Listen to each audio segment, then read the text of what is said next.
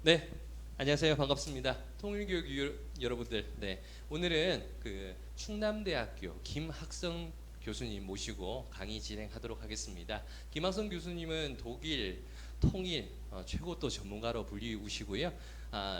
양력도 화려한데 시간 관계상 잠깐 말씀 올리면 전국 대학 통일문제연구소 협의회 상임 대표를 현재 맡고 계십니다. 그 외에도 한국정치학회, 국제정치학회 다양한 곳에서 큰 역할을 이미 수행을 하셨고요. 여러분들한테 오늘 독일 통일 사례 또 한반도에서 바라보는 독일이 아니라 다양한 관점에서 독일 통일 사례를 어떻게 바라봐야 될지에 대해서 설명해 주시겠습니다. 그러면 김학성 대표님께 마이크를 넘기도록 하겠습니다. 예, 감사합니다. 오늘 강의를 맡게 된 김학승입니다. 오늘 제가 강의할 내용의 주제는 독일 분단과 통일 사례의 시사점입니다. 근데 사실 독일 통일에 대해서는 우리가 과거에 관심이 참 많았어요.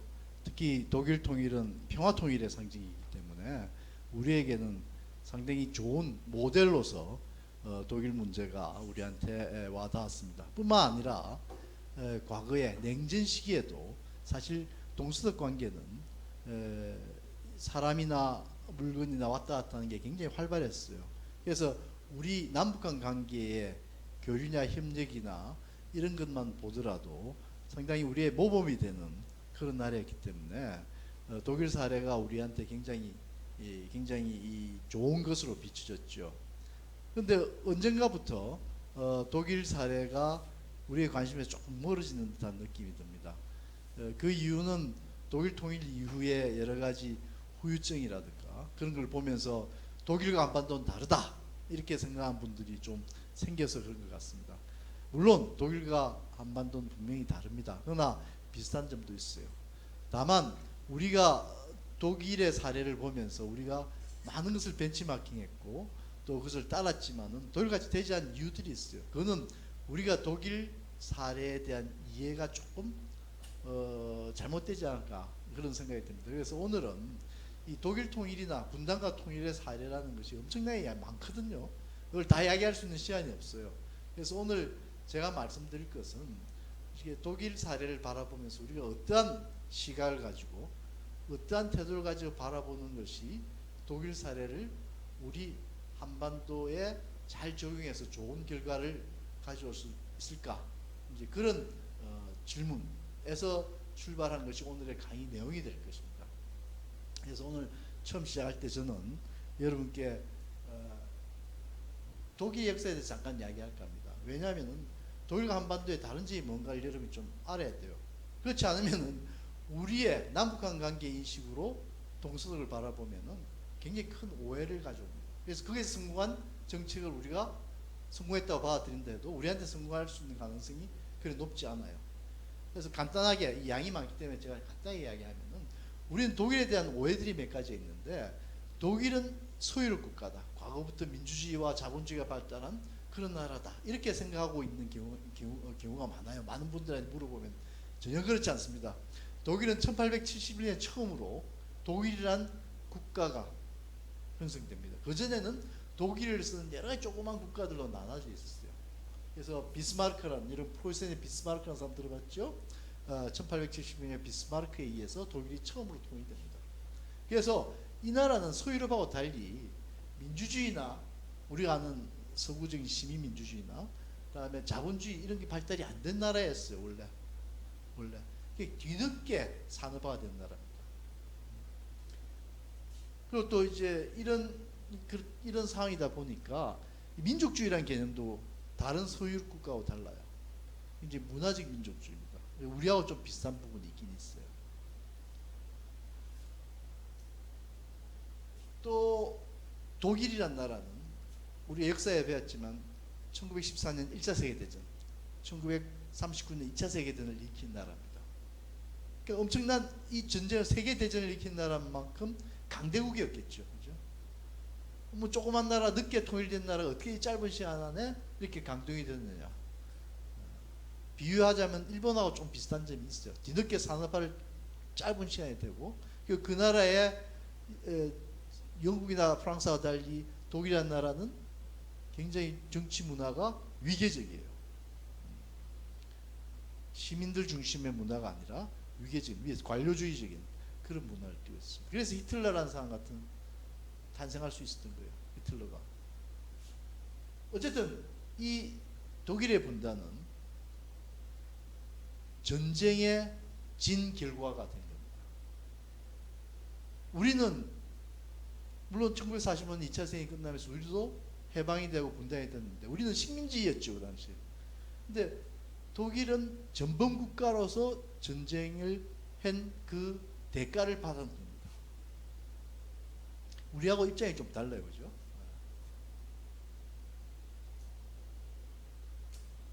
독일의 분단은 결국은 이 전성국 2차 세계대전에서 승리한 강대국들 미국, 영국, 프랑스, 소련 A에서 4등분 됩니다. 나중에 이제 딱 4등분 됐던 것이 소련을 제외한 나머지 세 나라가 하나로 만들면서 서독이라고 우리가 알고 있는 나라 된 거예요. 그러니까 독일은 분단 시기에 동독은 전체 영토의 4분의 1 정도라는 거. 그리고 분단 기간 동안에 독일은 항상 패전국이고 전범국가라는 식, 그리고 자기들에 대한 자기들의 일에 대한 반성들을 하게 된 겁니다. 그렇기 때문에 독일은 우리가 아는 지금 서독하면 굉장히 민주화된 나라, 잘 사는 나라 이렇게 알고 있죠. 그게 다 뭐냐? 바로 1945년 패전 이후에 그리고 이 동서독이 확정적으로 분단된 게 우리나라 같이, 우리나라 48년에 되거든요. 1948년, 45년 이후에 3년간 독일은 우리보다 1년 더 가요. 그 과정은 비슷했어요. 유엔 임시위원단이 들어와서 하나를 통일된 국가에서의 선거를 총선을 치르했는데 소련이 막은 거 아니에요. 우리나라도 독일도 마찬가지였어요. 그 과정에서 우리보다 1년 늦게 이제 정부가 동서독 정부가 수립된 것입니다. 자, 이 점에서 우리하고 비슷한 점이 분명히 있긴 있습니다, 그죠? 참조로 제가 간단하게 이 지도를 보여드리는데 원래 히틀러 전쟁을 일으킬 때 히틀러의 독일은 어디까지였는가 하면 이까지였습니다. 이까지 독일 땅이었습니다. 그러다가 전쟁에 패하고 이렇게 줄어든 겁니다. 과거에 히틀러 시대에 베를린은 독일의 중심부에 있었어요. 지금은 어떻게 해요? 폴란드 국경에서 얼마 안 되죠. 폴란드 이쪽으로 몰려오고 우크라이나가 이쪽으로 갔어요. 그러니까 소련이 땅을 넓힌 거예요. 저 보면은. 나중에 통일될 때 바로 그래서 이 2차 세계대전 이후에 영토가 뺏긴 것을 인정하냐 안 하냐가 2+4 조약에, 여러분 많이 들어보셨죠? 그 조약의 핵심적인 내용 중에 하나였습니다. 자, 그래서 독일 분단의 특징을 몇 가지 정리해 보겠습니다. 독일은 국제정치적 성격의 분단이었습니다. 전쟁을 통해서 졌기 때문에.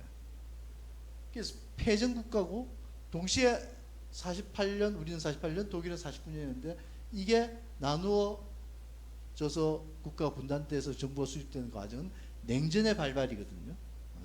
1947년 트루만 독트린 나오고 마샬 플랜 이런 것들이 결국은 냉전의 발발 배경이기도 합니다. 그 이면에는 소련의 팽창 정책이 작용했지만, 그러니까 패전과 냉전의 산물이에요. 우리도 냉전의 산물이에요, 당연히. 근데 패전은 우리가 패전된 건 아니죠. 일본이 패전된 거죠. 이 차이입니다.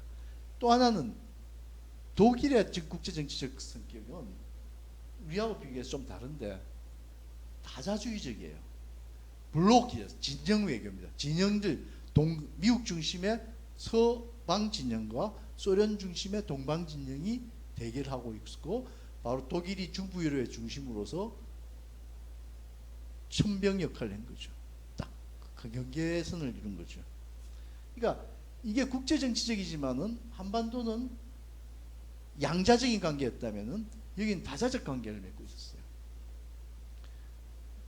그러니까 이 한반도 차이 중에 하나가 뭐냐면 독일은 진영, 여러 나라들이 뭉쳐 있는데 이 진영 간의 화해가 없이는 통일이 불가능했던 거예요. 그래서 냉전이 끝난 1990년 이전에 독일 통일보다 우리 통일이 훨씬 쉬울 거라고 사람들이 이야기했었습니다. 여러분 그런 이야기를 얼마나 들었는지 모르겠지만 하여튼 우리 통일이 훨씬 쉬울 거라고 생각했던 이유가 이렇게 많은 국가들이 여기에 얽히고 설켜 있었기 때문에 그렇습니다.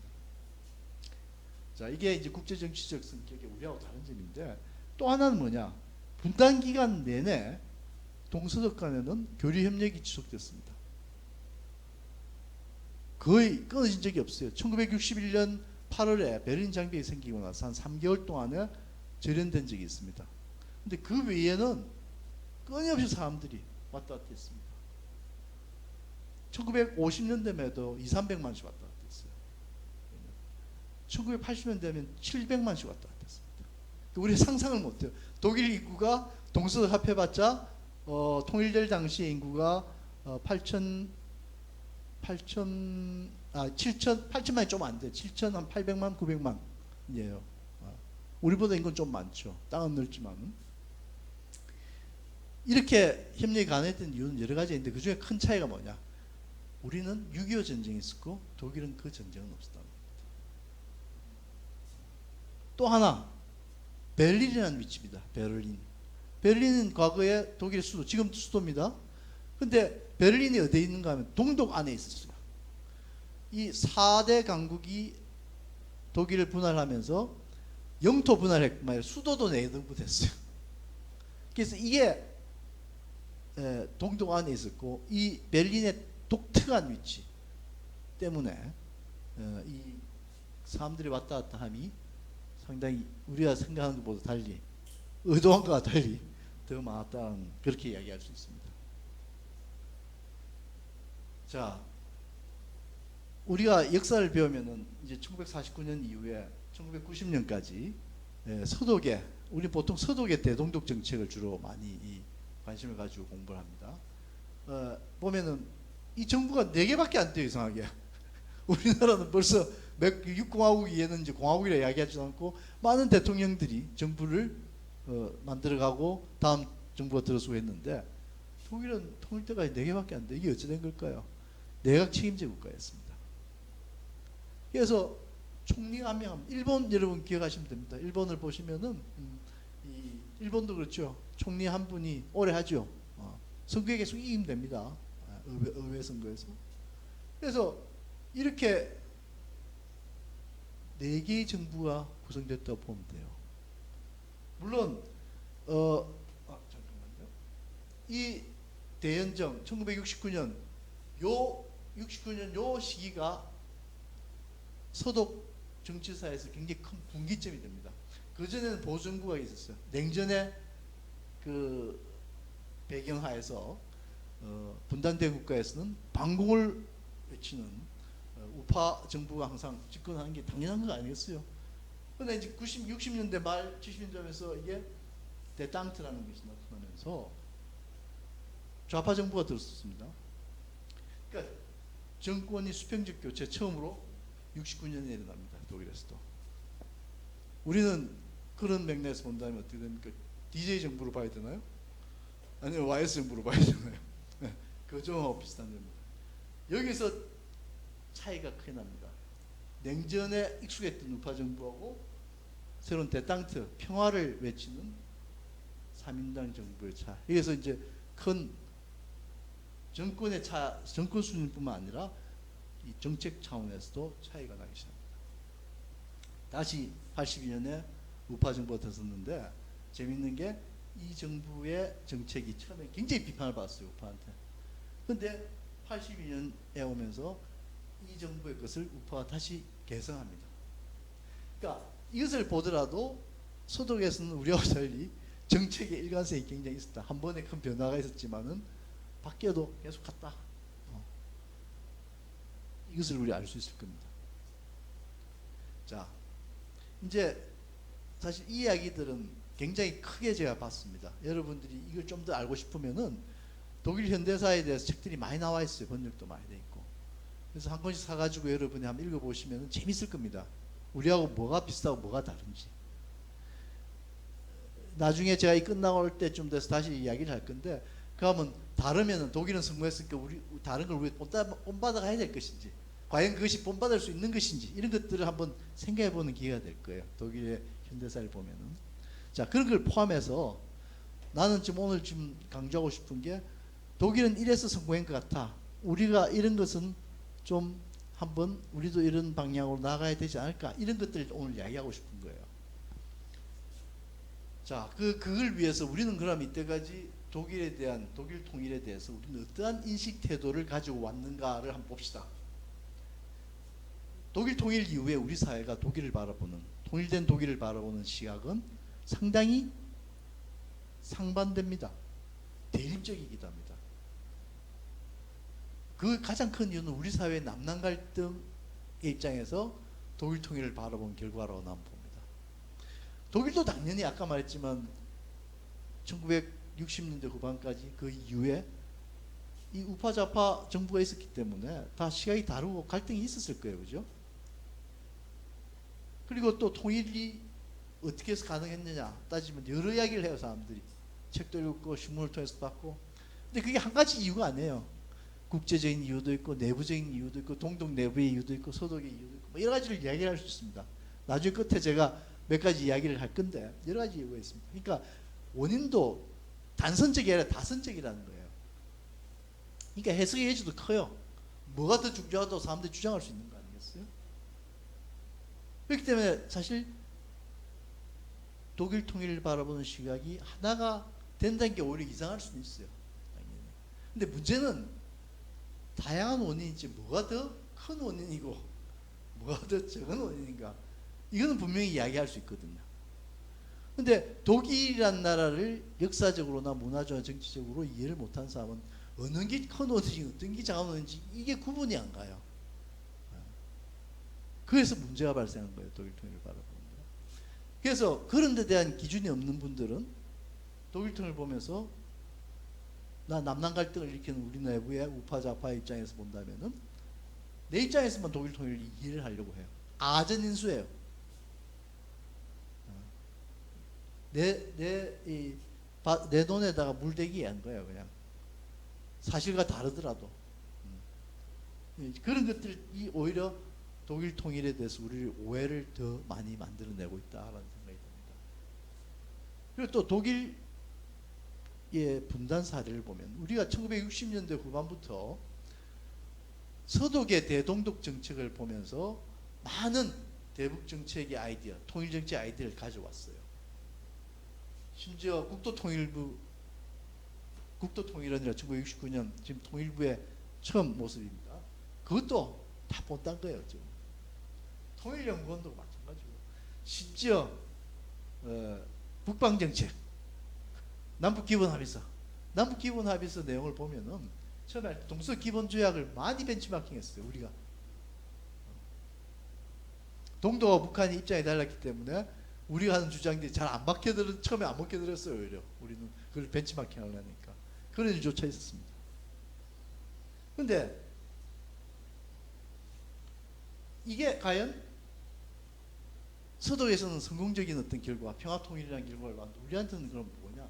또 서독은 평화통일 이전에 동서독 간의 교류협력도 많았는데 우리는 왜 그런 정책을 본받았는데도 왜 안 되냐 이거예요. 그걸 묵덕글에서 저는 이렇게 표현합니다. 양지역의 분단 상황에 대한 정확한 비교 연구 없이 단지 성공적이라고 평가되는 구체적 사례만을 편의적이고 형식적으로 받아들였기 때문이라는 겁니다.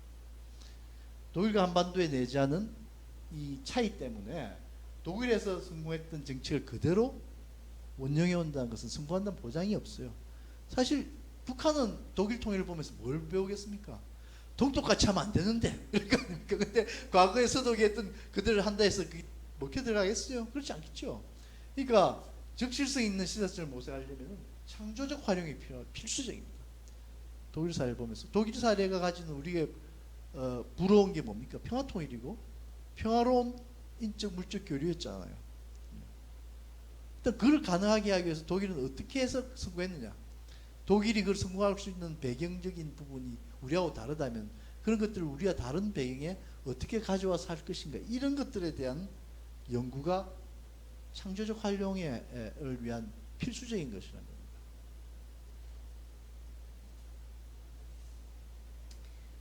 물론 독일과 한반도는 여러 상황에서 다르지만 분단 구조라는 측면에서는 유사한 점이 있다.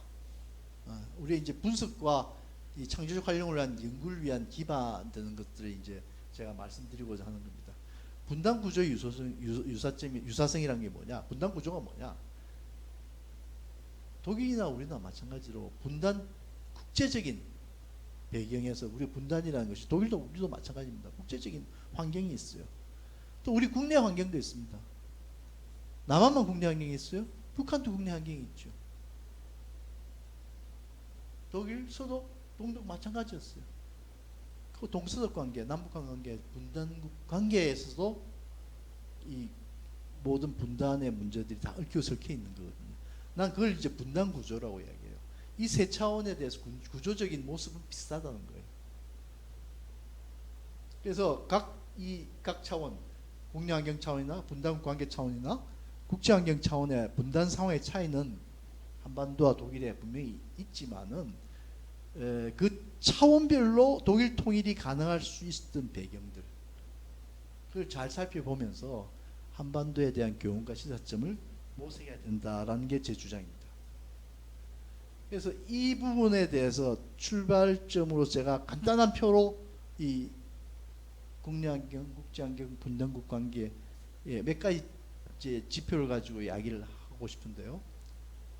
국력을 보면은 독일은 동서는 군사력 균형이 있었고 경제력 서독의 절대 우위입니다. 군사력 균형은 사실 동서독은 나토와 바르샤바 조약 기구에 다 편입됐어요. 패전국이기 때문에 자체 군사력을 갖기 굉장히 힘들었어요. 그래서 서독은 우리하고 비슷하게 작전권을 다 미군이 갖고 있듯이 독일은 나토군이 갖고 있는데 나토군의 총사령관이 미군 사령관이에요. 네, 유사하죠. 한반도 군사력에 불균형이 생기기 시작했습니다. 북한의 핵이라는 거. 경제력은 남한이 절대 우위입니다. 아마 지금의 남북한의 경제력 차이는 동서독간보다 훨씬 크다고 좀 봅니다. 한 40배 이상 차이 난다. 서독은 과거 통일될 때 10배 정도로 추산했습니다. 역사적 유산은 우리는 중앙집권적인데 독일은 지방분권적입니다. 통일이 1870년에 처음이 됐거든요. 문화적 차가 굉장히 달라요. 지역마다. 독일은. 분단 후에 내전이었었죠. 우리는 분단 후에 내전이 있었습니다. 정치사회적 구조, 우리와 비교해서 서독은 굉장히 고도화되고 민주화되어 있지만 이 과정들이 굉장히 의도적으로 정치교육이라는 형태로 아까 이야기했지만 시민 민주주의 문화가 없었죠. 그런데 1945년 이후에 국가적 차원에서 집중적으로 그 부분을 정치교육을 시킵니다. 근데 일괄적인 게 아닙니다. 내부에서도 자발적으로, 사회에서도 서로 상응하는. 그래서 굉장히 민주화됐어요. 정치적인 뿐만 아니라 사회적, 문화적, 경제적으로 민주화된다는 겁니다. 그러나 동독은 그렇지 못했죠. 우리도 다원한 민주화기를 갖고 있어요. 과정을 겪고 있어요. 근데 북한은 동독보다 더 획일화되어 있습니다. 동독은 어찌 보면은 공산당 체제가 물론 서기장이나 총서기 이름으로 한 명이 있지만은 집단 지도 체제 비슷해요. 정치국이라는. 근데 북한은 독재적이에요. 3대 세습을 하고 있습니다. 이 또 차이가 있습니다. 그다음에 정치 문화와 행위 기준. 독일 서독은 민족주의를 지향했습니다. 사실은 독일뿐만 아니에요. 유럽은 2차 세계대전 이후에 민족주의가 나쁜 거로 다 인식되기 시작했습니다. 그 이유는 여러 가지 있는데 결국 민족주의라는 것 자체가 가지는 배타성이긴 합니다. 특히 독일은 히틀러가 했던 나치가 뭐냐? 내셔널 소셜리즘입니다. 나치의 핵심은 민족주의입니다. 배타성이 있습니다. 그러니까 이 나치에 대한 반성이 굉장히 중요해요. 그러니까 그거와 동시에 민주주의 교육이 같이 됩니다. 행위 기준은 굉장히 이익지향적이에요. 서구적인 측면이 있죠. 우리는 뭡니까? 민족주의 가치가 높아요. 우리가 식민지를 경험하기 때문에 우리는 배타성이 강한 저항적 민족주의 것이 계속 있습니다. 민주주의는 좋은 거라고 생각했습니다. 사실 1990년까지만 하더라도 우리는 민족주의적인 걸 굉장히 강조했어요. 요즘 이제 일본과의 관계 때문에 또 다시 민족주의에 좀 살지만 하여튼 1990년대 들어와서 민족이라는 말을 많이 빼기 시작했어요. 지금 통일연구원도 출발은 민족 통일연구원이었어요. 그리고 통일부 영문 멘트에도 내셔널 유니피케이션이라는 말이 있는데 그 내셔널 빼요.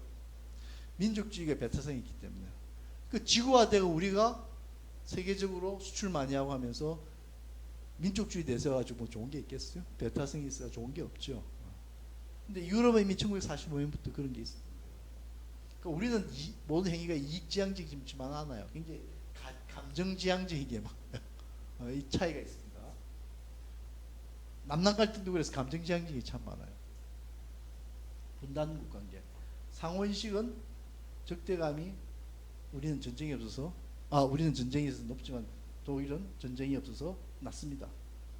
관계의 제도화 수준. 1970년대 들어오면서 동서 기본 조약이 체결되고 나서 제도화 시켰어요. 관계들 점차 하루아침에 제도화된 게 아니고 우리는 남북한 간에는 사인해놓고도 다음에 어겨버려요. 근데 독일은 동서 간에는 약속한 것을 하나씩 쌓아가면서 제도화 시켰어요. 그 사람들이 가지는 합리성 내지는 이익 중심이 그걸 가능하게 했던 거라고 저는 봅니다. 우리는 합의는 많지만 실질적 제도화 수준은 낮아요. 그죠? 정부와 민간의 역할은 우리는 정부 역할국인데 독일 같은 경우는 이 분담을 많이 했습니다. 이슈도 정치, 경제, 사회, 문화 분야의 협력 수준이 높은데 우리는 그렇지 못해요. 굉장히 제한적입니다. 특정 정부에서만은 가능했고 다자액들 속에서도 군사적 신뢰 구축도 오히려 많은 나라들이 있다 보니까 그게 생각보다 더 쉬웠을 수가 있어요. 미소 중심의 진영 대결이었기 때문에. 근데 우리는 정치 군사적 협력은 굉장히 미약합니다. 이게 그 이유는 양자적이기 때문에 그래요. 핵 문제를 가지고 북한이 남한하고 대화 안 한다죠. 우리 핵이 없잖아요. 그리고 전시작전권 하에까지 미국이 갖고 있기 때문에 북한은 군사적으로 남한보다는 미국하고 딜을 하려고 그래요. 이제 그런 차이가 있습니다. 국제환경. 양쪽 다 분단 문제가 국제적 비중이 굉장히 커요. 그런데 이제 우리의 위치나 독일의 위치가 다르죠. 독일은 패전 강대국이었고 우리는 탈식민 국가였습니다. 약속이 있다는 겁니다. 그리고 어떤 국제적 관계가 다자양자에 보면 이쪽은 다자관계 중심이고 우리는 양자관계 중심이에요. 강대국의 역할 비중은 과거의 미소에 굉장히 좀 세력 균형 대등한 부분이고 이쪽에서는 미중 경쟁이 이제 세력 이게 이 패권 국가에서 점점점 중국이 도전해오는 그런 형태예요. 그런 패권 국가가 한쪽 미국은 정점을 찍고 내려가고 있는 입장이고 중국이 쳐올라오는 입장. 이제 그런 것들이 좀 더 역동성이 있다. 그러니까 좋은 의미에서 역동성이지만 전쟁과 평화라는 입장에서는 불안한 형태로 볼 수 있을 겁니다. 자, 그럼 독일통에 대한 우리 인식 태도를 좀 이제 또 이것까지 보고 나서 또 한번 생각해 볼 것이 그러면은 북한과 동독은 어떤 차이가 있을까에 대한 의문이 들잖아요, 그죠? 서독이 동독에 했던 것이 먹혀 들었는데 우리가 북한에 잘 안 먹혀 들어간다. 그건 이제 동독과 북한의 차이에서 연원하는 이유들도 제법 많을 거라고 생각이 듭니다. 자, 그런 맥락에서 동독과 북한 차이를 간략하게 한번 봅시다. 정치 체제는 동독은 소련군 의존이었어요. 그리고 집단 지도 체제적인 성격이 있었고 북한 유일 지배 체제고 이 성군 정치 뭐 지금의 성군 정치는 안 합니다만은 당을 내세우고 있지만 여전히 군이 앞장서 있어요. 왜? 대내외적으로 군의 역할이 중요하기 때문에. 사회 경제적 구조. 동독은 근대화 경험을 바탕으로 시민사회가 가는 그런 부분들에 대한 어느 정도 경험들이 있어요. 19세기 후반부터 1차 세계대전, 사실 1차 세계대전이 끝나와서 독일도 시민사회를 만들려고 노력을 했어요. 또 실패한 거죠. 2차 세계대전 이후에 성공인 거예요. 북한은 사회주의적 근대화 전략을 추진했습니다. 근데 그 과정에서도 조선시대에 우리가 가진 전통적인 것들을 그대로 갖고 있었고 탈냉전기에 와서는 경제적 파산 상태에 빠져 있습니다. 대외 정책은 안보를 소련에 의존하면서 의존도가 굉장히 높아요. 그리고 대서방에 대해서는 서방 외교에서는 동독이 하나의 주권 국가로 인정받는 것. 이런 것들이 사실은 동독이 소련이 무너지면서 콜랩스하게 된 배경입니다. 사실 그리고 또 하나의 차이가 뭐냐, 소련이 군사적으로 잘 지키고 있기 때문에 동독 정권은 국민들로부터 인정을 못 받아도 대충 서독 좀 놀러 갔다 오라 그에 대해서 서도하고 사인할 때 오케이 가. 왜? 밑으로 땀만 요구가 있더라도 소련군이 주둔하고 있었어요.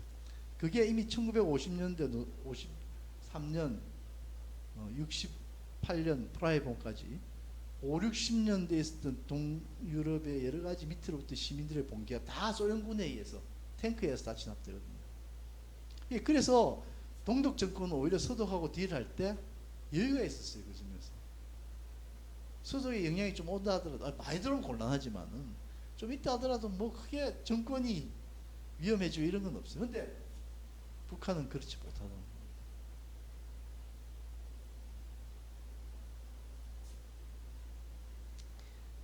분단 정책은 이민족 이국가입니다. 동독은 동서독 기본조약이 서독과 우리는 다른 국가라고 당연한 일이고 서독의 민족주의하고 우리의 민족주의 다르다고 주장해요. 어떻게 이야기하냐? 서독은 독일의 자본주의적인 전통을 이어받은 민족 국가고 우리는 독일의 사회주의적 전통을 이어받은 민족 국가가 다르다라고 우리가 본데 억지지 그렇게 이야기합니다. 분절시키는 단절시키는 통일은 불가능한 것이다. 이 통일은 이제 더 이상 불가능한 것이다라는 걸 강조하기 위한 것입니다. 그리고 내독 교육, 동서독 교육도 사실은 자기들의 경제적 필요성에 의해서 한 거예요. 그리고 아까 말했다시피 과도한 서독의 사회 문화적 이 영향이 들어온 것은 가능한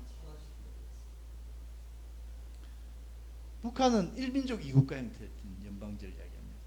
마지막으로 했던 김일성이 이야기했던 그런 이 제도 통합 후대론 한국과의 통일되는 것은 다음 세대에 맡기자는 게 1990년에 김일성이 마지막에 한 이야기예요.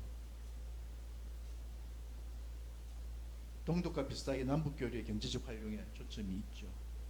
북한식 차원 정책도 어떤 거냐? 모기장 이론 들어봤죠? 김일성이 그랬어요. 더워서 바람이 들어오기를 원하는 방에 문을 열면 파리 모기가 다 들어온다. 그러니까 모기장을 치자. 이게 모기장 이론이에요. 다시 말하면 자기들이 지금 힘들어 죽겠는데 뭐 경제적인 거나 뭐 좀 남한으로 도움을 받고 싶은데 오면은 자본주의와 자유민주주의 들어오면은 곤란하잖아요. 그래서 뭐 막는 게 차원 정책이에요. 그 점에서는 동독하고 비슷한 점이 있다고 볼 수 있죠. 자, 이제 아까 그 세 분단 구조를 이야기를 했습니다. 세 개를. 사실 북한과 동독의 관계도 사실 어떻게 보면 국내적 차원에서 이야기할 수 있는 거예요. 한국과 서독뿐만 아니라 북한과 동독도 그런 점에서 비교해 볼 필요가 있는 거죠. 자, 이런 이야기들을 이제 뭐 보면 사실 그 역사 분단된 40여 년간의 역사를 보면 여러 가지가 나와요. 근데 이런 걸 보면서 전체적으로 우리가 뭘 관심을 가지고 볼 것인가를 지금부터 제가 정리를 한 겁니다. 자, 국내환경 차원에서는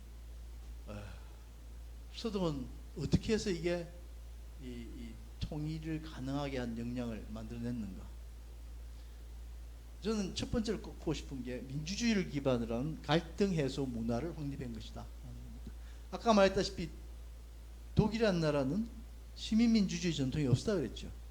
시민민주주의 전통의 필요성은 1차 세계대전 이후에 가졌긴 했지만 실패했어요. 오히려 그 당시 여러 가지 정치 경제적 어려움 속에서 히틀러가 오히려 부상하는 정치적 혼란을 겪다가 사실 그 바이마르 공화국이 1919년에 나와요. 바이마르 공화국 헌법이 1차 세계대전이 끝나고 나서 처음으로 이제 프로이센 독일 제국이 멸망하고 황제제가 없어지고 우리는 공화정이라는 게 만들어지면서 헌법이 1919년에 만들어진데 바이마르라는 곳에서 만들어져서 바이마르 헌법이라 그래요. 그 헌법은 너무 좋은 헌법이에요. 왜 너무 좋은 헌법이냐?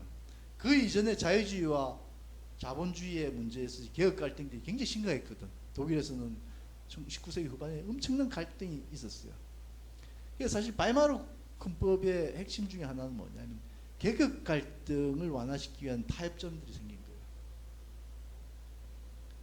근데 놀랍게도 그 바이마르 헌법이 우리나라 대한민국 48년 헌법의 모델이었습니다. 우리나라 헌법이 굉장히 아이디얼하고 굉장히 좋은 거예요. 사회적 갈등을 없애고 이런 것도 하시는데. 근데 바이마르 헌법이 실제로는 실패했어요. 45년 이후에 2차 세계대전 이후에 바이마르 헌법적인 아이디어하고 다 같이 들어와서 독일 기본법이라는 이름으로 헌법이 만들어졌는데 어쨌든 그걸 통해서 헌법 내용뿐만 아니라 실제로 독일은 나치, 탈나치, 자기들의 과거 반성, 제국주의를 하고 그리고 유대인의 홀로코스트 이런 것들하고 이런 범죄에 대한 자기들의 반성과 동시에 이런 일이 다시는 일어나지 않도록 하려면은 모든 사회나 정치적 제도에 있어서 민주주의가 정립돼야 된다. 그래서 짧은 시간에 굉장히 성공적인 민주주의 기반을 만들었습니다. 그래서 그 결과 독일은 이미 1960년대 오면은 이념적 스펙트럼이 굉장히 넓어졌어요. 우리는 좌우라는 게 우파 좌파가 너무 목소리가 크잖아요. 남남 갈등이 그게 문제라고 저는 봐요. 근데 사실은 그 사회의 이념적 스펙트럼이 좌에서 우까지 쭉 완만한 방패 형태를 그리면 그게 굉장히 난 아이디얼하다고 봐요. 그리고 또 유럽, 독일도 마찬가지지만 전쟁을 경험한 유럽은 이 다름을 인정하지 않기 때문에 이게 전쟁이 벌어졌다고 생각해요. 서로 다름. 자유주의란 내 것만이 옳다는 것이 유럽 현대사의 전쟁의 가장 큰 기반이었습니다. 민족주의하고 같이 더불어서.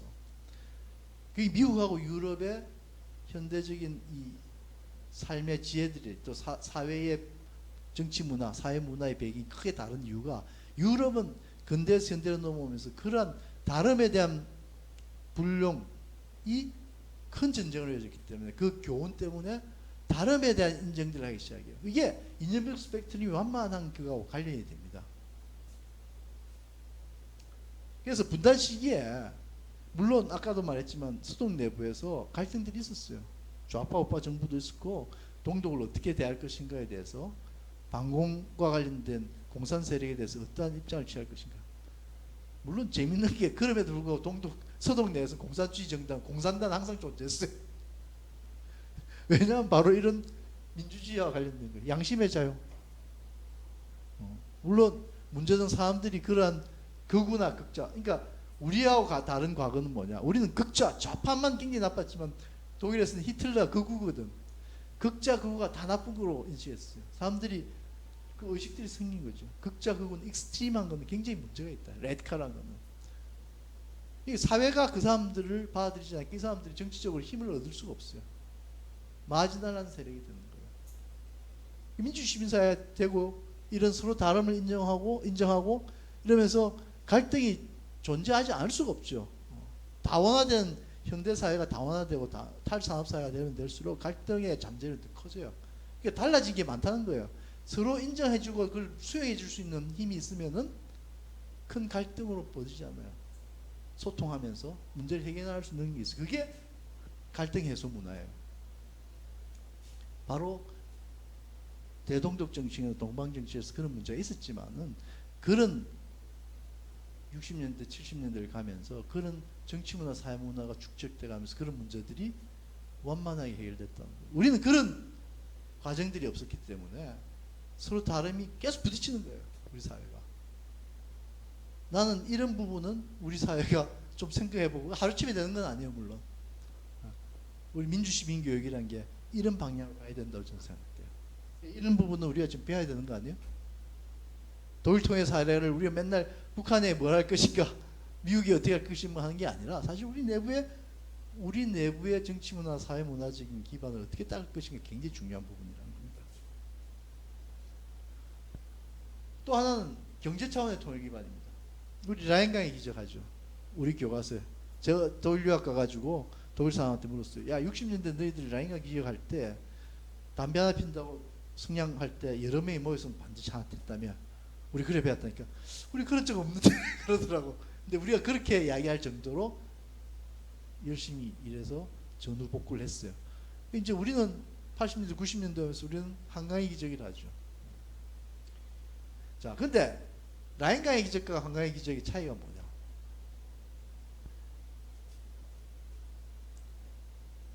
이 라인강의 기적은 자본주의 사회가 되고 많은 걸 가지면 가질수록 절대적 빈곤은 없을지 몰라도 상대적 빈곤은 계속 유지하고 오히려 그 빈곤의 차이가 더 커질 수 있어요. 분배의 문제입니다. 분배의 문제는 사실 민주화와 관련돼요. 경제 민주화의 문제입니다. 독일에서는 그게 굉장히 중요해요. 사회적 시장 경제란 말 지금 그 통합당의 대표로 비대위 대표로 계신 분 김종인 그분이 벌써 오래전에 사회적 시장 경제란 말을 갖고 왔어요. 이게 뭐냐면 독일이 1949년 처음 아데나워 정부가 출범했을 때 그때 경제 정책이 사회적 시장 경제예요. 그거는 이 반공을 외친 우파 정부라도 경제에 있어서는 시장 경제 위에다가 사회적 분배의 문제나 질서의 문제를 드높인 거예요. 그러니까 독일은 사실 보면은 정치나 경제나 사회나 모든 부분에 질서를 굉장히 중요시해요. 그 질서라는 것은 법에 따라서 반드시 시켜 이게 아니고 규칙을 정하면 규칙에 대해서 서로 인정하고 분배해야 될 것은 분배하고 질서 있게 하는 거예요. 갈등 막 싸워가지고 누가 내가 더 많이 갖겠다 이런 게 아니라는 거예요. 그건 무질서의 문제거든요. 그런 맥락에서 보면은 라인강의 기정은 돈을 많이 일을 해서 많은 부를 쌓았지만은 그게는 사회 정치적으로 사회 경제적으로 사회 갈등을 많이 일으키기보다는 그것을 완화시킬 수 있는 방향으로 정책이 시행됐다는 겁니다. 복지국가? 복지국가는 영국 개념이에요. 2차 세계대전 이후에 영국에서 전쟁 시기에 쓰던 식료품이나 이런 분배에서 복지국가가 나온다 그러는데 사실 그 복지국가의 개념은 19세기 후반에 비스마르크 시대에 독일의 2차 산업혁명이라 할 수 있는 영국보다 100년 늦게 산업혁명이 일어나는데 그때 노사 갈등이 굉장히 심했어요. 그때 이 문제를 해결하기 위해서는 소셜 스테이트 개념이었어요. 그게 바로 복지국가 개념 똑같은 거예요. 국가가 개입하는 거예요. 질서를 갖게 하는 거. 그런 것들이 가능했던 겁니다. 우리나라의 지금 갈등이 정치적 갈등, 지역 갈등 이야기하지만 사실은 지금 경제 규모가 커지면서 갈등이 더 커진 경향도 있어요. 분배 갈등이라는 점 봐요. 현 정부가 들어와서 여러 가지 이 분배적인 경제 정책을 하니까 또 반발도 심해요. 근데 이제 그러면은 이때까지 해왔던 이 부의 성장이 느려지기도 하죠. 그러니까 문제는 독일 같은 경우는 경제 성장과 분배의 문제를 같이 잡아가기 시작한 거예요. 굉장히 우리나라 입장에서는 저는 이 아이디어한 정책을 썼던 나라예요. 이건 통일하고 관계가 없죠. 근데 다 통일 문제와 관계가 되는 거예요. 국내 관계. 통일에 영향을 기르는 그런 부분이라는 거예요. 그게 다 합쳐져서 된 거예요. 그런 경제력이 있었기 때문에 동독 정권이 서독의 경제력의 매력을 느꼈고 또 유럽 통합을 주도한 게 프랑스와 독일인데 사실은 유럽 통합이 확대되고 심화되는 과정을 보면은 독일의 강대국화에 대한 견제들도 있어요. 독일 경제력이 커지니까. 또 80년대 후반에 고르바초프가 독일 통일을 인정하게 된 배경이 뭐냐? 독일 경제 때문에 그래요. 고르바초프 페레스가 가면서 돈이 많이 부족했어요. 필요한 자본이. 미국한테 얻을 수 없죠. 경쟁국이니까. 일본 세계 경쟁국이 일본, 독일, 미국 세 개였는데 일본 저게 캄차카 반도에 밑에 보면 일본에서 뺐던 2차 세계대전에 뺐던 섬들이 있죠. 그거 반환 문제가 걸려있어서 못해요. 근데 독일을 보니까 동독이라는 것을 우리가 지배하고 있거든. 그러니까 서도의 경제력이 독일 통일에 상당히 중요한 기반이 되었던 겁니다.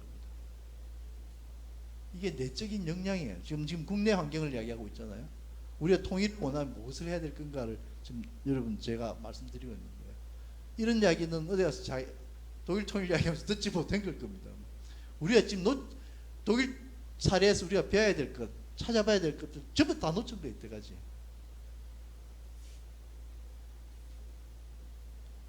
저 분다가 통일에 대한 현실적 시각이라는 겁니다.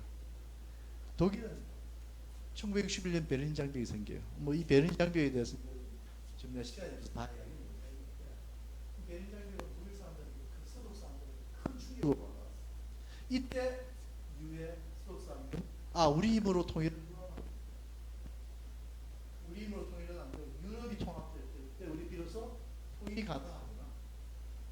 우리 패전국이 열강에서 진영 대결에 의해서 갇혀 있는데 우리가 통일한 데서 누가 하겠느냐. 그래서 불가능한 통일을 외치기보다는 분단 상황을 인내할 수 있게 만든 여건의 조성에 우선적인 것이 필요하다라는 것이 인식이 퍼집니다. 그게 브란트의 신동방 정책이라는 거예요. 이걸 벤치마킹한 것이 우리의 햇볕 정책, 역병 정책 같은 거예요. 우리의 소원은 통일이지만은 현실적인 것이 얼마나 있냐 이거예요. 그러니까 뭐가 더 우선적이냐? 평화를 안착시키는 게 더 중요하다는 거예요. 그 분단을 우리가 인내할 수 있을 정도로 평화도 있지만 분단으로 해서 있는 고통들을 완화시키는 게 굉장히 중요하다는 거예요. 그게 정치인들, 전문가들의 인식일 뿐만 아니라 국민들이 그걸 깨닫고 인정하고 지지해 주기 시작한 겁니다. 그게 굉장히 중요한 부분이에요. 그래서 독일은 통일이란 말을 안 했어요. 60년대 이후에. 그래서 그들이 했던 모든 정책은 분단 관리 정책이에요. 우리 식으로 표현하면 통일을 위한 전제적 조건 창출입니다. 통일만 안 하고 조건 창출한 거예요.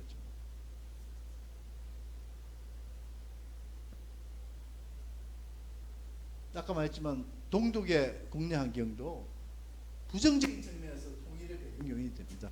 동독이라는 나라가 결국 아까도 내 이야기했는데 서독이 너무 의존적이다 보니까 서독이 변하니까 동독이 밑든 도끼에 발등 찍힌 꼴이 되죠. 그렇게 안 넘어갈 듯 했던 소련이 붕괴되니까 기반을 잃어버린 거예요. 정통상. 동독 주민들이 탈출하기 시작하면서 동독 내부에 평화혁명이 일어나기 시작했거든요. 그게 다 바로 소련에 의존해서 서독으로 동독 사람이 왔다 갔다 하는 것을 인정했던 결과들이에요. 어찌 보면 서독의 입장에서는 자기들이 통일을 한 게 아니라 분단 현실을 좀 더 견딜만하게 만들려는 노력한 것이 의도치 않게 통일로 이어진 거죠. 그렇죠? 예? 그다음에 동서독 관계에서 한번 봅시다. 아까도 했지만 서독 정부는 통일 정책이라는 말을 공식적으로 거의 사용하지 않았어요. 60년대 초반에 이제 에곤바가 뭐냐면 브란트가 베를린 시장을 했던 그 당시 61년도에 바로 베를린 장벽이 일어날 때 브란트가 베를린 시장이었습니다. 그때 브란트가 동서독 간에도 대탕트가 필요하다. 그 당시 케네디와 후르쇼프 사이에 평화공정 대탕트가 시작됐거든요. 브란트가 동서독 간에도 필요하다. 그거는 그 당시 서독의 땅에서는 도저히 용납되지 않은 것입니다. 우파하고 반공이 굉장히 휩쓸고 있던 시기였기 때문에. 그래서 이 생각들이 접근통합이라는 말로 표현되었고, 이 생각 60년대를 거치면 70년대까지 분단관리 정책의 기본 원칙으로 작용하는데, 그 내용은 뭐냐? 독일의 분단을 자유지향적 토대 위에 평화적 방법으로 극복할 것을 목표로 하며, 이러한 목표가 성취되지 못하는 동안에는 동서독을 포함하는 독일인들이 분단의 결과를 인내할 수 있도록 만드는 데 있다. 이게 이 사람들의 분단 관리 정책의 목표였습니다. 통일을 포기한 거 아니죠. 그런데 현실적으로 자기들이 한 대도 안 될 때는 우리 뭘 해야 될 것인가입니다. 이게 통일을 준비하는 과정이고 통일의 여건을 하나씩 만들어가는 과정입니다. 이게 분단 관리예요. 이 사람들은 통일 준비라고 말을 안 했어요. 이 사람들은 통일이 힘들 거라고 생각했어요. 사실은 1980년대 후반까지 오면은 89년에 그 당시 새로 부임한 미국의 독일 대사가 와서 독일의 정치인들 다 만났는데 모든 여야를 가리지 않고 보수 진보를 가리지 않고 다 독일 통일은 불가능해요. 이렇게 대답했어요. 그 정도 통일에 대해서는 관심이 없었어요. 다만 분단 관리에 대해서는 그게 목표였어요. 분단 관리 정책은 72년 동서 기본조약 체결을 통해서 이루어졌습니다. 그리고 이 이후로 대동독 경제 지원이 적극적으로 들어갑니다. 뭐 그 전부터도 있었는데 이게 이 서도의 기본으로 우리는 이런 퍼주기 뭐 이런 이야기를 하잖아요, 그죠?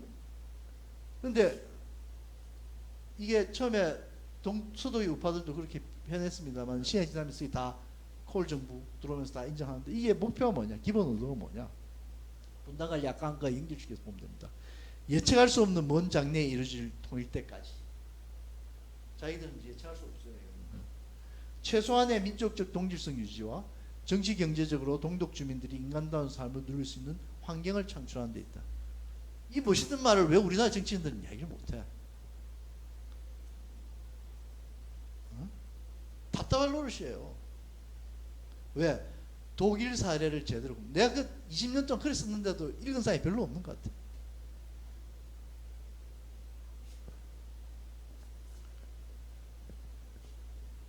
동서독 교류 확대는 서독이 동독을 무너뜨리려 한 게 아니에요. 그렇잖아요. 뭐예요? 동독 주민이니까 어떤 사람을 통일에 이르기까지. 그런데 의도적으로 하지 않은데 역사적 아이러니는 동독 사람이 통일을 부르짖게 만든 결과를 낳은 거예요.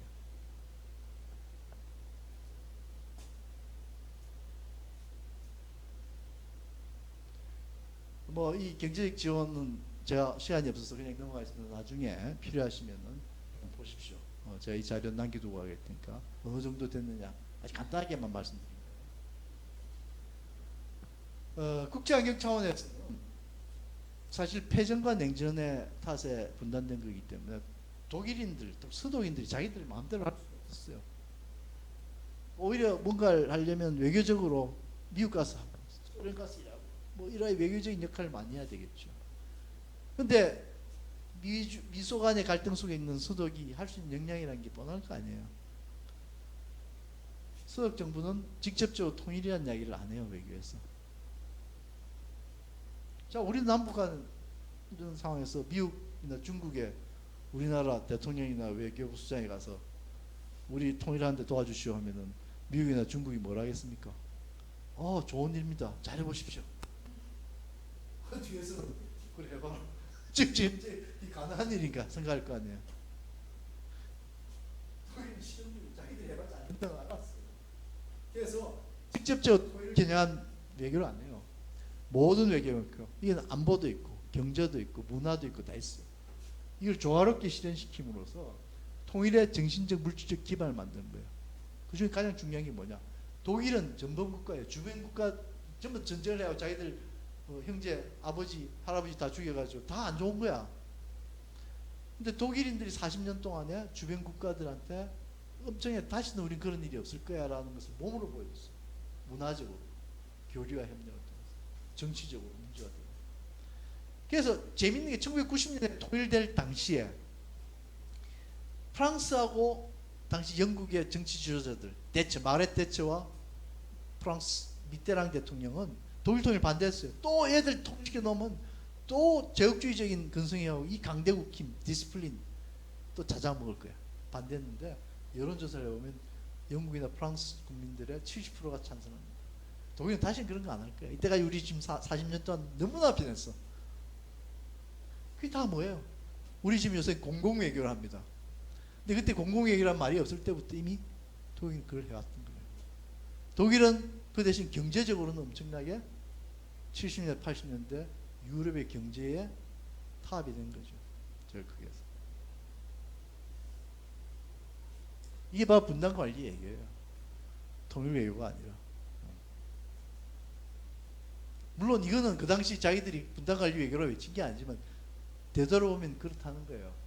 어떻게 해서 통일이 가능했는가를 이야기해보면 그게 중요한 요인이었다는 겁니다.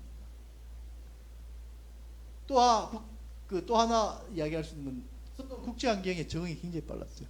1960년대 후반에 그 이전에 대탕트 이전과 대탕트 이후에 대해서 엄청나게 발빠르게 움직였습니다. 세계의 정치의 변화에 굉장히 잘 적응했다는 것이죠. 그리고 70년대 되면 서방과 동방 정책의 균형을 잡아요. 60년대까지는 다 서방 정책이었습니다. 근데 대탕트가 시작되면서 블록 간의 진영 간의 화해가 시작되면서 사실은 동방에도 굉장히 강합니다. 우리 잘 아는 75년 헬싱키 선언, 유럽 안보 및 협력 회의 있죠. CSE. 그게 우리는 그냥 헬싱키 선언으로 알고 있지만 유럽 35개국, 미국, 캐나다 합쳐서 35개국 유럽 국가에 다 모여서 평화와 협력을 했던 그 헬싱키 선언인데 이게 어디서 출발하느냐? 동서독 기본 조약이 체결된 게 출발점입니다. 그거를 아는 사람이 많지도 않아요. 우리 동북아 다자 안보 협력해야 된다 뭐 이런다지만 그 출발점이 남북한에서부터 출발할 수가 있는 거예요. 그게 안 되고 동북아에서 안보 협력이 쉽게 안 되는 거죠. 물론 미중 관계도 있습니다만은 그 남북 관계가 그것을 촉진시킬 수 있는 굉장히 큰 힘을 가지고 있습니다.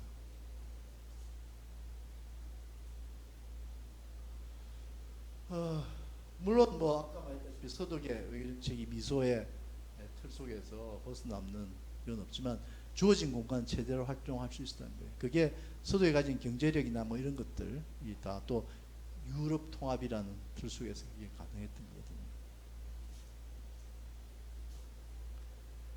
이제 뭐 이게 분단까지인데 통일의 문제가 아까 통일 사례도 있어서 내가 간단하게 이야기를 하면은 뭐 통일의 가장 큰 이유가 소련의 개혁 정치라고 해요. 그러나 소련의 개혁 정치 때문에 독일 통일됐다고 이야기를 하는데 그거는 반만 맞는 이야기예요. 동독 사람들이 서독을 대안으로 선택하지 않았으면 통일됐겠냐 이거죠. 1989년에 이미 콜 11월 말에 콜 서독 총리는 조약 공동체란 안을 통일 방안 비스무리 만드는데 그건 통일 방안이 아니에요. 앞으로 10년 동안에 우리 평화롭게 지내자는 그런 형태의 문제였어요. 근데 그 다음에 통일되지 않았어요. 그죠? 그러니까 사실은 독일 통일이 됐던 이유 중에 하나가 가장 큰 것은 소련의 기업 정책인데 그걸 바탕으로 독립군이 서두로 가서 하나가 됐다는 그 영은 하루아침에 만들어진 게 아니에요. 분단 이후에 40년간의 축적되었던 특히 정확히 한 20년 동안에 있었던 동방정책, 독일 정책, 서독의 대동독 정책의 결과였다고 봅니다. 동독 사람들이 서독이라는 사회를 염원하고 살고 싶은 나라로 생각했다는 것입니다. 그래서 제가 항상 문제 제기하는 게 지금 통일이 되면은 북한 주민들이 지금 통일이 되면 북한 주민들이 그렇게 염원할까? 이제 그런 생각들이 좀 있어요. 여러분 어떻게 생각합니까? 지금 현재 만약에 통일될 수 있는 분위기가 형성됐다. 북한 주민 전부 다 남한으로 가자. 그럴 것 같아요? 난 지금 현재는 회의적입니다. 꼭 그렇다고 생각하지는 않습니다. 그만큼 우리가 여기까지 북한 사회에 우리 사회를 동경하게 만드는 그런 능력이 부족한 거예요. 우리가 해야 될 게 그런 것들. 뭐 삐라 뿌린다고 우리 사회를 동경하겠어요? 그게 아니에요. 한국 사회에 살고 싶게 만드는 거예요. 그게 필요해요.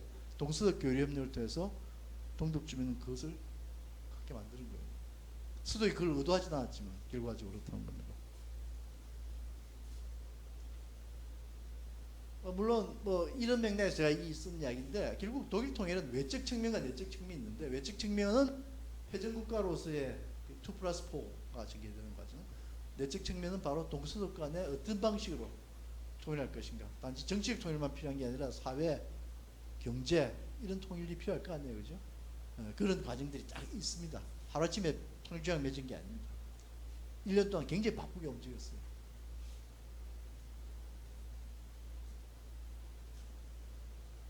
독일 통일이 후유증이 생겼다 할 때 맨날 문제가 뭐냐? 이게 갑자기 통일해가지고 여러 가지 통일 비용도 많이 들고 했다 하지만은 생각보다 독일은 경제적인 문제는 굉장히 화폐 남발 이런 부분은 굉장히 잘했어요. 독일의 연방은행이 우리의 중앙은행보다 한국은행보다 훨씬 더 독립돼 있어서 인플레 같은 것도 1년에 다 잡았어요. 그래서 통일이라는 게 그동안 40년 동안 다른 체제에서 움직였던 것들이 하나 되는 데는 그만큼 비용이 많이 들 수밖에 없었고 나는 독일 통일 비용이라는 것은 생각보다 훨씬 적게 들었다는 생각이 들어요. 우리는 규모도 작지만 훨씬 더 많은 비용이 들 거예요. 저는 그렇게 생각합니다. 근데 독일이 왜 그래 급하게 통일을 추진했을까요? 제일 첫 번째가 소련의 개혁 정책이 실패할 가능성입니다. 고르바초프가 올라갈. 실제 통일되고 나서 그 겨울에 고르바초프가 으러졌어요. 또 하나는 동독 주민이 서독 이주를 많이 하면서 서독에 만들어진 노동시장과 경제체제를 무너뜨릴까 싶어서요. 내가 그때 독일에 유학하고 있었어요. 내가 91년에 왔거든요.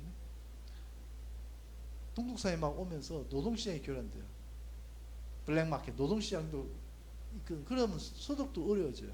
그래서 콜 그 당시 총리가 한 이야기가 있습니다. 야, 더 이상 오지 마. 우리가 갈게. 빨리 통일을 추진할 수밖에 없었던 이유이기도 합니다. 하여튼 어쨌든 독일 통일 후유증은 물질적인 부분도 있지만 비물질적인 부분이 있어요. 아까 내가 이 정도면 선방했다고 생각하는 게 구동독 지역 주민들이 새로운 체제에 적응이 제대로 되겠습니까? 잘 안 되겠죠. 양 지역 주민 문화적으로 정치 문화, 사회 문화 많이 다른데 불신과 갈등은 당연히 있을 수밖에 없어요. 그리고 정체성 위기도 생깁니다. 이 정체성 위기가 상당히 복잡한 문제라서 내가 오늘은 이야기 안 하고 다음 기회 있으면 또 이야기를 하겠습니다. 경제 통합도 통일 비용이나 실업이니 상대적 빈곤 이런 문제들이 생겨요. 당연히. 우리는 독일이 겪었던 비용만 하더라도 난 성공할 거라고 굉장히 성공적이라고 봅니다. 우리는 독일이 겪었던 통일 비용 물질적인과 비물질적인 거 포함해 지금 당장 통일이 된다면은 100배 이상 지불해야 될 거라고 생각합니다. 그건 단순한 돈의 문제가 아니에요. 서로 다름의 문제입니다.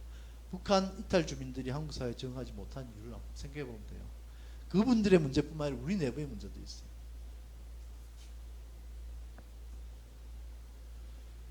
그래서 독일 사회의 시사점을 이제 몇 가지 제가 이야기를 하는데 이게 다 앞에 이야기했던 것들입니다. 대북 통일 정책의 원칙에 대한 정치 사회적 합의를 마련할 필요가 있다. 아까 이야기했던 겁니다. 독일 이야기를 그대로 한반도로 바꾼 겁니다. 서독의 성공적인 분단관리 정책이 또 독일의 통일의 배경이 이게 내독관계나 국제환경이나 이런 데 한 곳에 있었다고 생각하면 안 된다는 겁니다. 두루두루 아까 분단 구조 이야기했죠. 국내 환경, 분단국 관계, 국제환경 다 있었다는 겁니다. 그래서 이 세 가지가 어떻게 동조화되느냐가 굉장히 중요하다고 봐요. 독일 사례를 보면 우리는 한 번도 동조화된 적이 별로 없어요. 남북관계 좋은 미국과 한국과 관계 별로 안 좋고 항상 이렇게 삐그덕거려요. 이게 동조화가 돼야지 모든 어떤 결실들이 생기는데 이게 소위 말하는 선순환이 되는데 그게 잘 안 된다는 겁니다. 서독은 사실은 통일을 준비한 적이 없어요. 그죠? 그러나 결과적으로 보면 통일을 준비 안 했다고 이야기할 수도 없어요. 그들이 내부적으로 정치적 민주화, 사회적, 경제적 분배 문제 이런 것들 해결한 것들이 결국 통일에 전부 다 영향이 됐고 통일의 밑바탕이 된 거예요. 그렇다면 그거는 우리가 지금 보면 그거야말로 통일 준비다. 북한에 대해서 뭘 하는 게 통일 준비가 아니라 우리 내부의 역량을 갖추는 것이 곧 통일 준비다라고 저는 이야기합니다. 그래서 제가 마지막에 질문입니다. 북한의 유사사태가 한반도의 유사사태가 당장 발생한다면 북한 주민들도 동독 주민들과 똑같은 선택을 할 것인지 우리 질문을 가지고 끝냅시다. 그래서 우리는 독일 사례를 우리가 통일이 언제 될지도 몰라요. 독일이 과거에 그 생각했듯이 독일 사람들이 우리도 그런 입장에서 통일 준비를 해야 되지 않을까 하는 생각입니다. 조건 하나씩 만들어가는 것에 우리의 통일 준비가 있어야 된다는 겁니다. 이게 분단 관리예요. 그래서 마지막으로 우리가 해야 될 것들 제가 제시했는데 결국은 이 한 가지 이거를 하나의 비유로 말하면서 제가 끝내겠습니다. 자, 큰 장독에 물이 가득 담겨 있습니다. 큰 돌이 하나 물속에 떨어집니다. 떨어지면 물 튑니다. 그건 다 조용해집니다.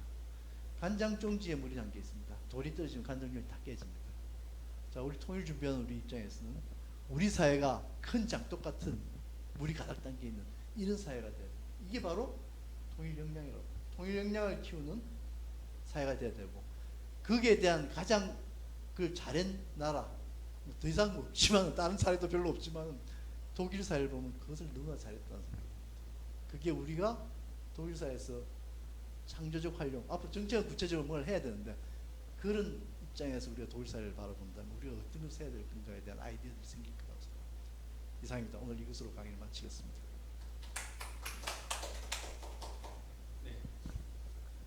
오늘 좋은 말씀 주신 우리 김학성 대표님이셨습니다. 제가 존경한다는 표현을 이분 존경합니다 몇 분 안 되는데 오늘 그 존경하는 분 오늘 김학성 교수님 멋진 강의 잘 들었고요.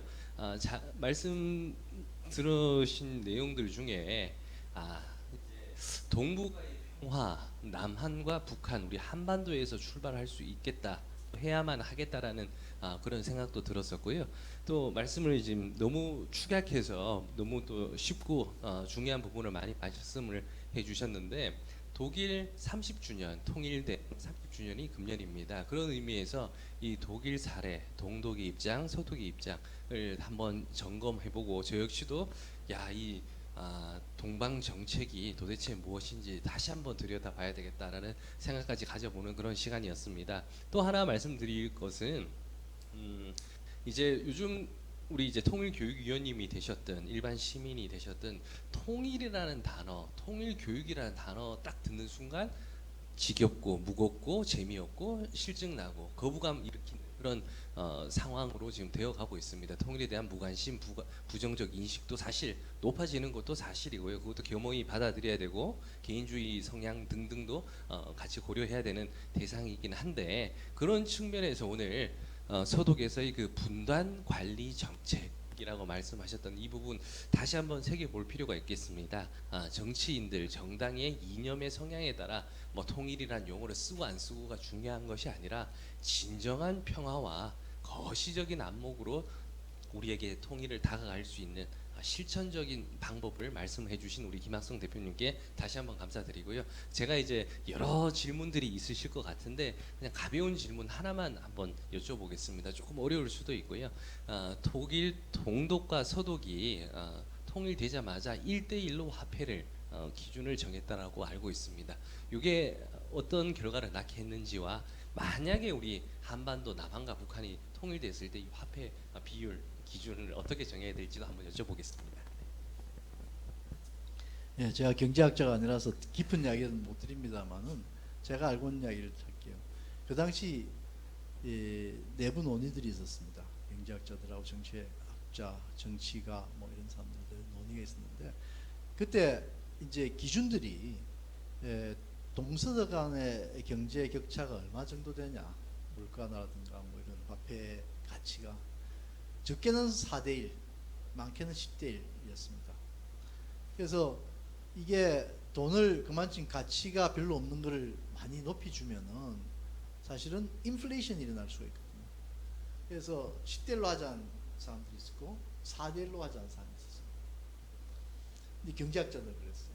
근데 이 정치가들의 입장에서는 동독 주민들이 통일을 빨리 하자 그러고 또 이게 불만이 많아지면 아까도 얘기했지만 동서독 간에는 통일이 마지막 통일 조약을 끝난 게 아니라 화폐와 사회 통합, 선거 조약 뭐 이런 몇 가지 4개 최종까지 4개 조약을 해서 마지막 국가 통일이 되는데 그 과정에 문제가 있으니까 빨리 통일해야 되는 거지. 급하든 소련이 지금 언제 고르바초프 정부가 무너질지도 모르고 그래서 내린 결론입니다. 정치적 결단입니다. 그래서 일단 1대1로 하자. 근데 그 1대1의 기준은 6천 마르크, 동독 마르크까지 개개의 1인당 1대1이었습니다. 그 이상 넘는 것은 1대4로 받고 또 기업들이 갖고 동독 기업들이 갖고 있는 것하고 돈들 그래서 사실 정확히 하면 1대1이 아니고 그 기준에 따라서 달랐어요. 그래서 총 바꾼 돈은 약 1대 1.18인가 그랬을 거예요. 1대 1.18인가 1.81인가 정확히 기억 없는데 정확히 1.1은 아니었습니다. 그러니까 개인에 대해서는 1대1로 바꿔줬어요. 6.마르크까지. 그래서 그게 조금씩 달랐다. 그런데 그 결과 인플레를 우리가 당연히 생각할 수 있는데 아까 내가 말했다시피 연방은행 그 당시 우리의 한국은행 같은 겁니다. 워낙 독립되어 있었고 그 총수요 그러니까 통화량을 잘 관리해서 1년 안에 인플레 당연히 되죠. 그 부분 1년에 다 잡았습니다. 그러니까 그게 서독의 역량이라고 보고 내가 아까 마지막에 장독을 비유했는데 한 가지 더 이야기하면 이것도 마찬가지입니다만 우리가 통일을 높이 외칠 게 아니라 우리가 잘 살고 갈등을 없게 만든 사회를 만드는 것. 그게 곧 통일의 역량이다. 통일교육의 출발은 그래서 민주시민교육이 된 게 굉장히 중요하다라는 생각입니다. 감사합니다. 네. 너무나 감사합니다. 이것으로 이번 강의 마치도록 하겠습니다. 감사합니다.